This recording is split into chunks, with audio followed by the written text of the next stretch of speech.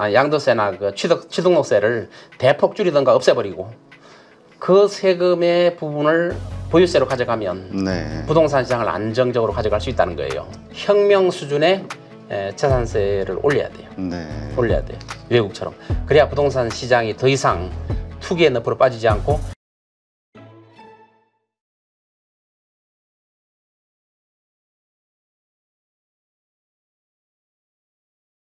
한국 부동산 가격의 이 상승, 여기에는 그 보유세가 선진국들하고 좀 많이 다르기 때문이다라는 시각들도 있는 것 같아요. 미국과 한국의 보유세 어떤 차이가 좀 있습니까?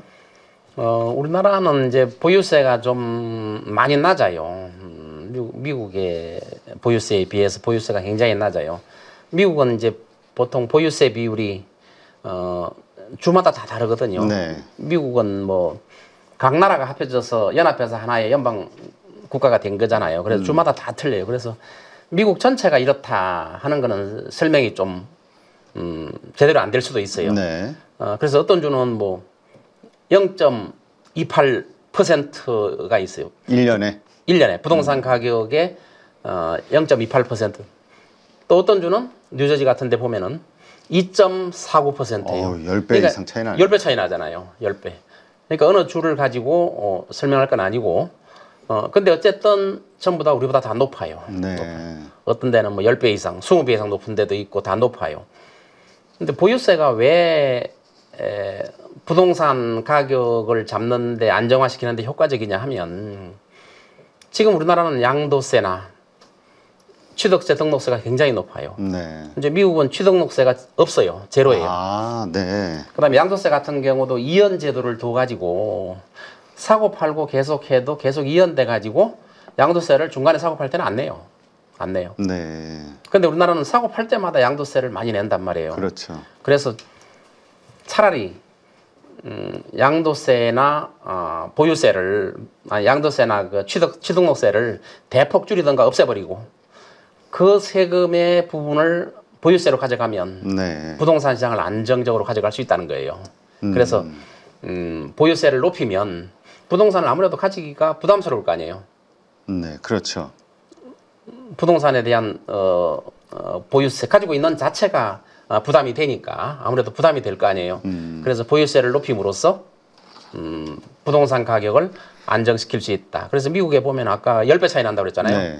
그래서 보유세 세율이 높은 데는 부동산 가격이 안정돼 있어요. 세율이 낮은 데는 네. 부동산 가격이 굉장히 등락이 심하고 상승폭이 커요. 네. 그런 걸 볼 때 우리나라도 부동산에 대한 보유세를 높이면 높을수록 부동산 시장은 안정된다. 저는 이렇게 보고 있습니다. 네. 근데 이게 한국에서 참 어려운 게 그 조세 저항이 좀 만만치 않을 것 같아요. 조세 저항은 분명히 있겠죠. 네. 근데 그런 시각도 있는 것 같아요. 어쨌든 뭐 어떤 비용들이 자꾸 이렇게 부과가 되면은 결국 집주인은 전월세 여기에다 이걸 또 전가시켜가지고 이쪽에서 또 올라가게 될 것이다. 이런 시각들도 있는 것 같은데요. 그렇죠. 보유세를 올리면 부동산 가격의 전가가 된다. 이런 네. 말들을 많이 하죠. 그거는 이제 양도소득세나 취등록세를 높였을 때 그런 일이 발생할 수 있는데 양도세나 취등록세를 줄여가지고 대폭 줄이거나 없애가지고 부동산 시장이 원활하게 돌아가게 해야 돼요. 네. 거래가 활성화되게. 근데 보유세는 부동산을 소유하는데 큰 부담을 가지고 있잖아요. 네. 그러면 소유자한테 전가된다고 보통 이야기해요. 그래서 전세입자나 월세입자들한테 그대로 돌아갈 것이다. 이런 말들은 그것 때문에 이제 시행을 못 하는 거예요. 만일에 어떤 정부에서 이번에도 이제 보유세를 시행한다 그러면은 이제 많은 학자들이 칼럼을 쓸 거예요. 전월세에다 전가된다. 그렇죠. 뭐 외국의 사례를 봐라. 전월세 전가된다. 오히려 부동산 값을 올리는 역할을 할 것이다. 이런 말들. 저는 이거는 가스라이팅이라고 봐요. 네. 안 올라요. 물론 일부 오를 수는 있겠죠. 일부 오를 수는 있어요. 근데 보유세 자체를 올리면은 부동산을 보유하는데 큰 부담을 가지게 되고 내가 저 부동산을 샀을 때 이 정도 보유세 부담을 가질 수 있을까? 이런 생각을 가진단 말이에요. 네. 그렇기 때문에 장기적으로는 부동산 시장이 안정돼요. 문제는 이제 조세 저항 때문에 어느 정부든 시행하기가 굉장히 부담스러운 면은 있어요. 그렇죠. 뭐 인기가 확 떨어지겠죠. 이제 인기가 확 떨어지겠죠. 과거에 종부세 있잖아요. 네. 종부세 같은 경우는 이제 세율이 굉장히 높거든요. 근데 종부세는 일종의 징벌적 과세예요. 네. 그런 징벌적 과세 하지 말고 정상적으로 보유세를 높여가지고 하면 된다. 그러니까 조세장이 심하긴 심한데 대신 취등록세나 양도세를 대폭 낮춰주면 되잖아요. 대폭 낮춰주고 보유세를 높이면. 그렇죠. 근데 이거는 정부 차원에서 큰 결단이 필요하겠네요. 결단이 있어야 돼. 그 결단이 없으면 안 돼요. 그렇죠. 그리고 일단 그 어느 정책 담당자들든 그 새로 생기는 세원에 대해서는 관심이 많은데 기존의 거를 낮춰준다, 없앤다, 이거는 또 생각을 못 하더라고요. 맞아요. 없애고 그 세금의 재분포죠. 네. 보유세로 가는 세금의 재분포를 해야 된다 이거죠. 종부세 같은 징벌적 과세 이런 거 없애고 정상적으로 보유세를 높여야 된다. 이렇게 보고 있죠. 네. 자, 지금 스트레스 DSR 뭐 3단계 도입과 관련해서 이제 이것이 또 부동산 시장에 미칠 영향이 어떻게 될 것이냐 여러 가지 시각들이 있던데요. 일단 이 내용 좀 설명 좀 해주시죠. 뭐 스트레스 DSR라는 거는 아시다시피 총부채 원리금 상환율이거든요. 네. 그래서 이거는 DSR이라는 게 이제 그 스트레스라는 게 이제 금리를 더 많이 부과한다. 이게 네. 스트레스거든요. 그렇죠. 그러니까 스트레스를 주는 거죠. 금리를 올리니까. 그래서 스트레스 DSR 스트레스 3단계는 이제 7월 달부터 시행하게 돼 있는데 네. 뭐 제1금융권이든 제2금융권이든 뭐 구별하지 않고 모든 대출에 1.5%의 스트레스 금리를 부과할 것이다. 이거거든요.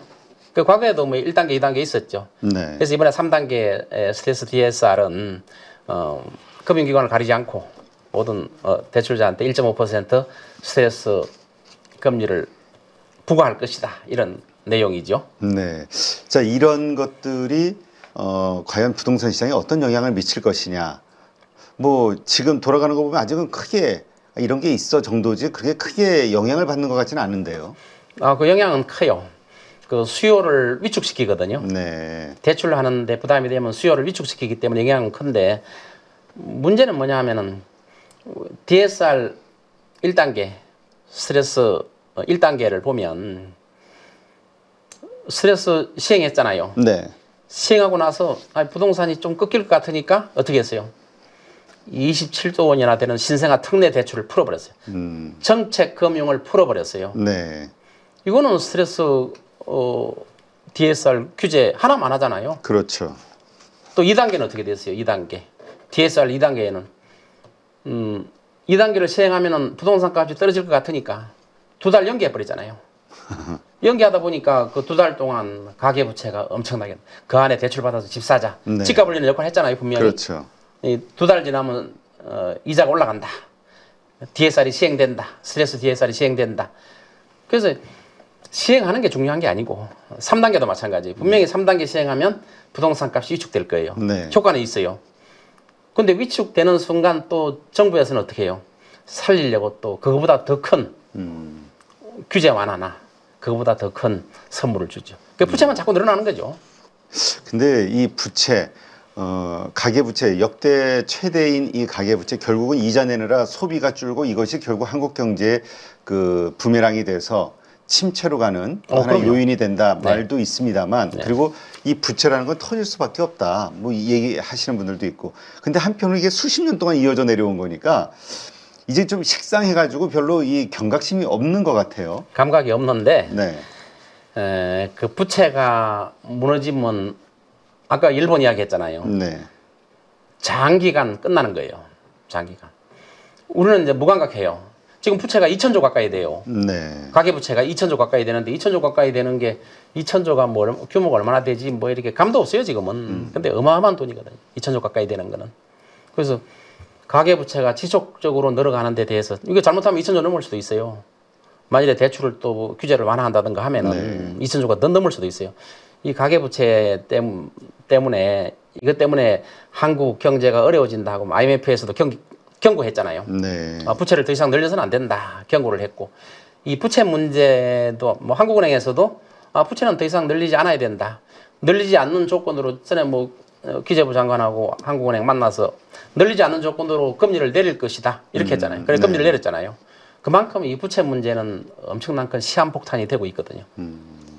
근데 이게 정말 터질 가능성이 있습니까? 그러니까 그 우리가 경각심은 가져야 되지만 이거에 대해서 너무 우려할 필요는 없다라는 시각도 있거든요. 어차피 이 경제 규모가 커질수록 자연스럽게 빚의 규모도 커지는 거 아니냐 이런 시각도 있어요.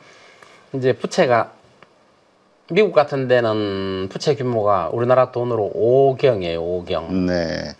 미국은 터지기가 어렵죠. 다른 나라를 힘들게 해서라도 또 기축통화국이니까 돈을 또 찍어낼 수도 있고. 네. 근데 우리나라 같은 경우는 기축통화국이 아니에요. 이 부채가 언젠가 터진단 말이에요. 이 부채 규모를 자꾸 줄여나가야 돼요.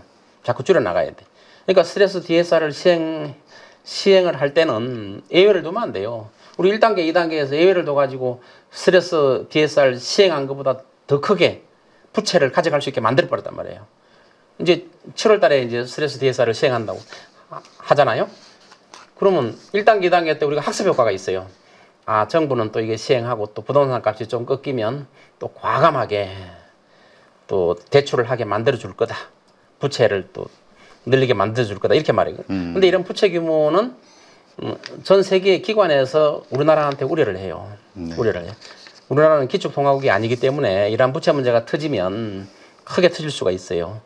그런데 이제 부채 문제를 이제 탕감하는 경우도 있잖아요. 일부. 그렇죠. 과거에 탕감하는 경우 있었잖아요. 그렇죠. 이 탕감하는 거는 또 도덕적 해이를 가져와 가지고 탕감 이런 건 있어서는 안 되고 부채 문제가 터지면 터지도록 놔둬야 다시 건전하게 살아나는 거지. 탕감하면 도덕적 해이가 생겨서 아, 빚은 받아도 되는 모양이구나. 네. 계속 받는단 말이에요. 지금도 빚을 잔뜩 받아서 이걸 소위 연거리라고 하죠. 네. 빚을 잔뜩 받아서 강남에 아파트를 사는 경우도 있잖아요. 그렇죠. 아파트 자체는 대출을 안 해주니까 다른 형태로 해서 대출을 받아서 뭐 연거리라고 해서 사는 경우도 있잖아요. 그렇죠. 이런 경우는 굉장히 위험한 상태라고 저는 보고 있습니다. 네. 한국 경제 하반기, 그러니까 올해 아까도 말씀하셨지만 금통위에서 이제 금리 동결을 하면서 여러 가지 이야기들이 나온 게 가계부채도 불안하고 환율도 좀 불안하고 뭐 하여튼 여러 가지 요소들, 그러니까 우리 앞으로의 경제가 상당히 좀 어려울 것으로 좀 예상을 하고 있는데 정말 그렇게 어려울 수밖에 없는 건가요? 지금 뭐 추경 12조 해봐야 0.1% 경제 성장률을 올린다고 그러던데요. 그렇죠. 예, 추경 규모는 뭐 은발의 오줌 누기 시기고 지금 뭐 이번에 금리를 동결시킨 이유도 가계부채 문제도 있고 또 환율 문제도 있기 때문에 금리를 동결시킨 거 아니에요. 지금 시장이 뭐 침체가 잘못하면 올 것이다 이렇게 말하는데 침체는 지금 와 있어요. 지금 우리가 그 침체의 기준으로 삼는 게 제일 먼저 삼는 게 자영업자예요. 네. 자영업자가 너무 어려워요. 상가 공실 엄청 많잖아요. 그렇죠. 자영업자가 너무 어려운 우리나라는 자영업자 비율이 한 25% 되거든요. 자영업자가 미국 같은 데는 자영업자 비율이 6%뿐이 안 돼요. 아, 우리가 상당히 한 4배 가까이 되네요. 그럼요. 후진국으로 갈수록 자영업자 비율이 높아져요. 뭐 베네수엘라 이런 데 보면 자영업자 40%. 아, 그래요? 후진국으로 가는 지름길이지. 그거는 취업할 데가 없다는 거죠. 자영업자가 많아진다는 거는 더 이상 일할 데가 없기 때문에 울며 겨자 먹기식으로 그냥 퇴직금 가지고 뭐 오픈하는 거죠. 식당을 오픈한다든가 여러 가지 그렇죠. 자영업을 시작하는 거죠. 근데 이러한 자영업은 10명 하면은 한두 명 성공할까 말까잖아요. 지금 자영업이. 그렇죠. 그래서 뭐 자영업자가 우리 경기 침체의 바로 밑인데 지금 자영업자들이 굉장히 어려워요. 빚도 갚기 힘들고 네. 또 울며 겨자 먹기로 또 점포를 안 접는 경우도 있어요. 접어야 되는데 그렇죠. 하면 뭐 거기 투자 비용 던지지를 비용도 못하니까. 그리고 조금만 참으면 되겠지. 그리고 이제 금리도 많이 내기를 바라죠. 이제 그 이자 부담이 되니까 이런 자영업자가 바로 밑인데 자영업자를 보면은 경기 침체가 와 있어요. 경기 침체 언제 올 것이냐가 아니라 이미 와 있다. 이미 와 있어요.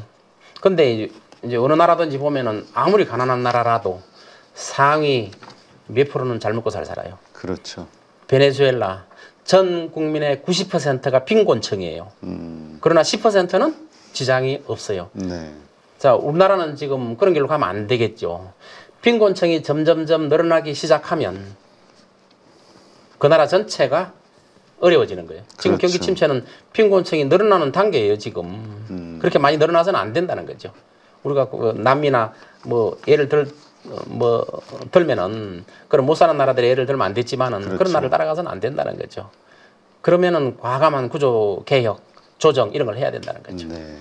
근데 이 가계부채 문제는 계속 이렇게 이야기는 돼 왔지만 계속 이야기만 되고 이제 계속 증가되고 있는 상황이잖아요. 해결이 안 되는 상황. 과연 해결할 수 있을까에 대한 고민들이 있는 것 같아요. 근데 말씀하신 대로 자영업자들이 그 코로나 때도 그렇고 그 이후에 또 이 장사들이 안 되면서 버텼던 게 이제 빚을 내서 버틴 거잖아요. 그럼요. 빚을 내서 버틴 거죠. 그러니까 뭐 보통 가지고 있는 집 담보 해가지고 또 그렇죠. 대출 받아서 추가 버틴 대출 거죠. 받고 받고. 그럼요. 이 자영업자들이 이 좀 쓰러지게 되면 또 이 결국 부동산 시장에 영향을 미치는 거 아니냐 시각이 있거든요. 엄청난 영향을 미치죠. 자영업자가 무너지면 경기 침체가 급속도로 와버리고 장기 저성장 국면으로 가는 거예요. 오랫동안 성장하지 않는, 아까 JP모건에서 우리나라 0.9% 금년에 성장률을 얘기했는데 0.7로 내렸어요. 네. 아마 관세 전쟁이 본격화되면 더 내릴 수도 있어요. 네. 더 내릴 수, 심지어 마이너스까지 갈 수도 있다는 그런 우려도 나와요. 그렇기 때문에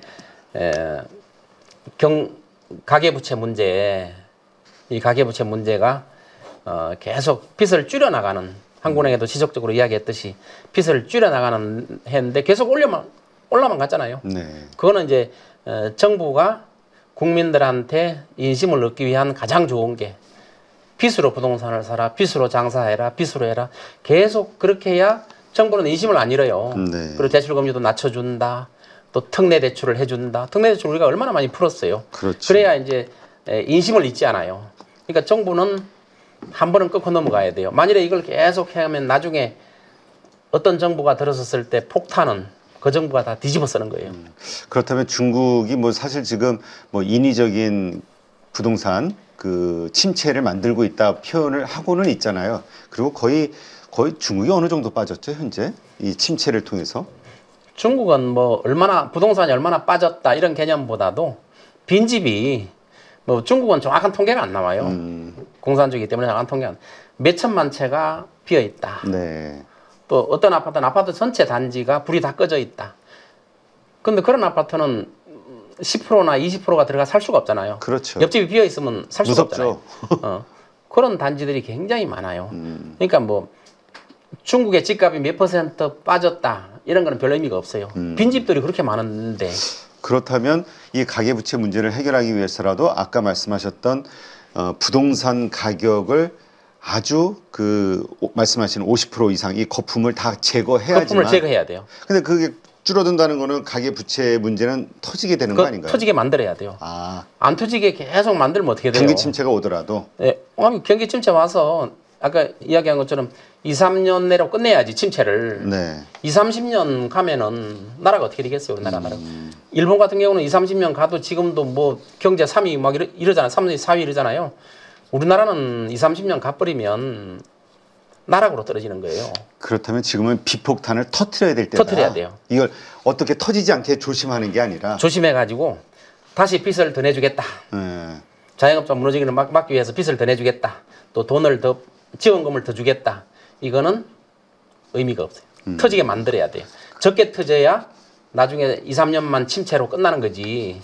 2, 30년 침체로 가버린단 말이에요. 안 터지게 계속 가져가면. 그럼 나중에 어느 정부가 들어섰을 때 그 정부는 다 뒤집어 쓰이고 그 정부는 큰 폭탄을 맞게 되고.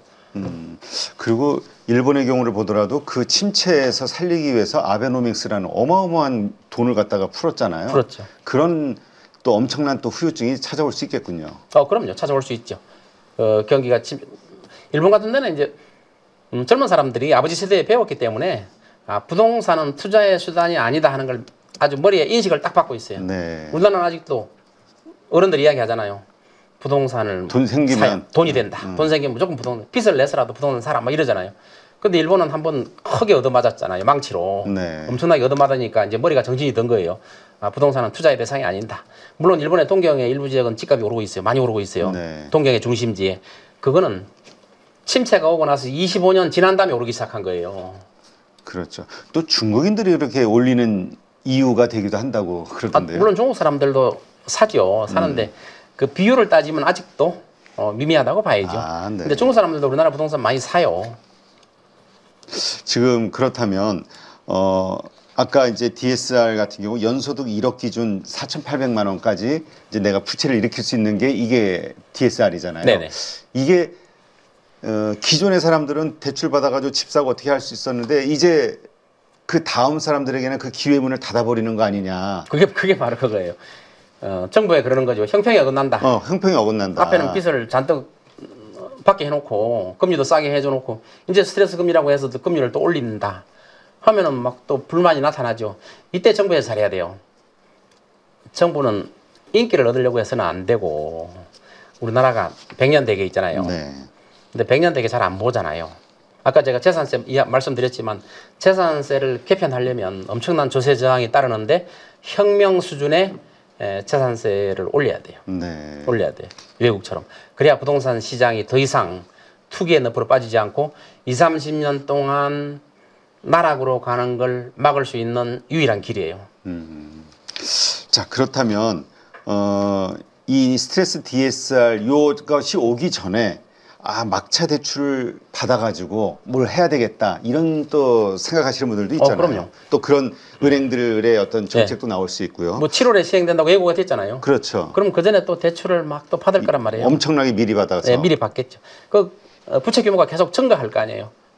그런데 이제 학습 효과가 있잖아요. 1단계 때, 또 2단계 때 스트레스 제도를 시행해 놓고 그 다음에 그거보다 더 큰 완화를 시켜버렸단 말이에요. 네. 그러면 우리 학습 효과는 어떻게 해요? 3단계도 이렇게 막상 해놓고 또 뭔가 풀어줄 것이다. 네, 부동산이 또 좀 떨어질 듯 하면 또 왕창 풀어줄 거다. 이런 기대를 갖게 되잖아요. 네. 왜? 그동안에 그렇게 해왔으니까 우리나라가. 그렇다면 이 부동산 안정을 위해서 지금 말씀하신 그 이제 부채는 이제 터트려야 된다. 아프더라도 터트려야 된다. 터트려야죠.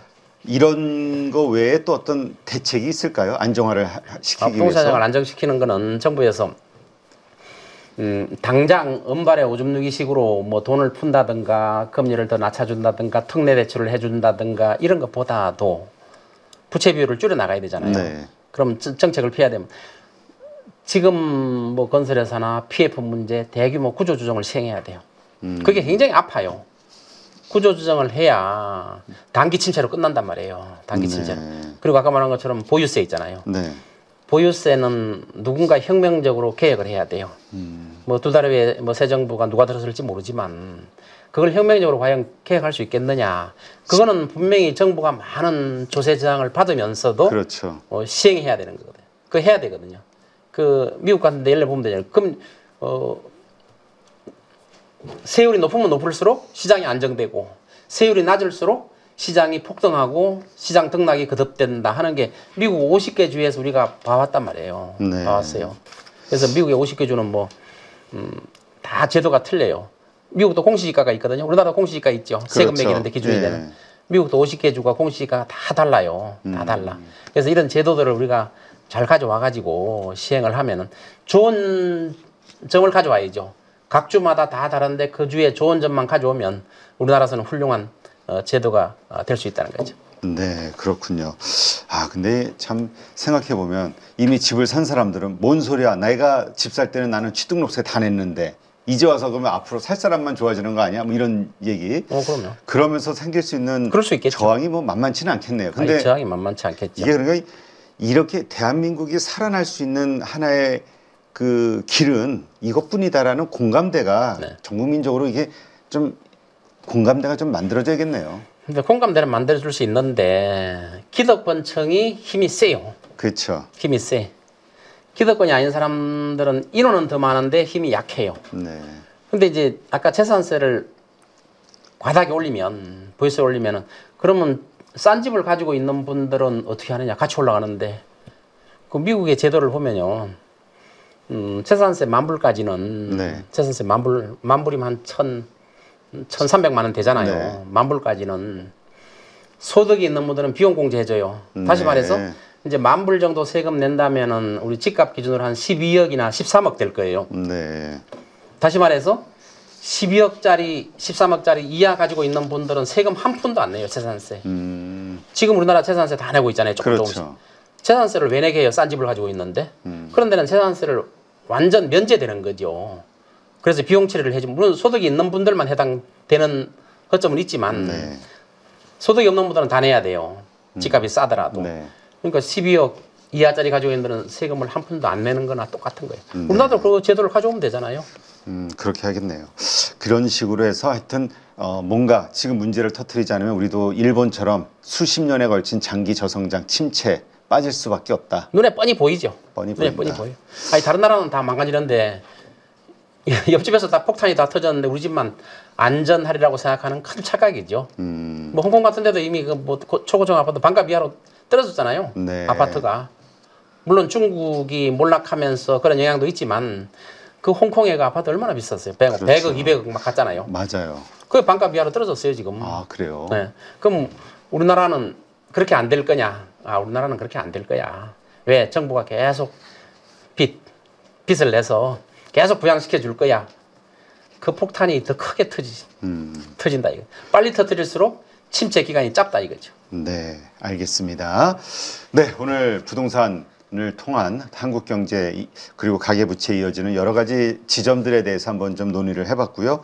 네, 말씀을 들을수록 뭔가 좀 정부에서 어떤 용감한 대책이 결단이 좀 필요하지 않나 이런 생각이 좀 듭니다. 또 집을 가지지 못한 분들 너무나 그 젊은 세대들 집값이 이거 어떻게 평생 모아가지고 살 수 있겠나 아예 의욕 상실되는 경우들이 많은데 하여튼 여러 가지 이유로 뭔가 부동산 가격이 안정화돼야 되는 게 아닌가 이런 생각이 드네요.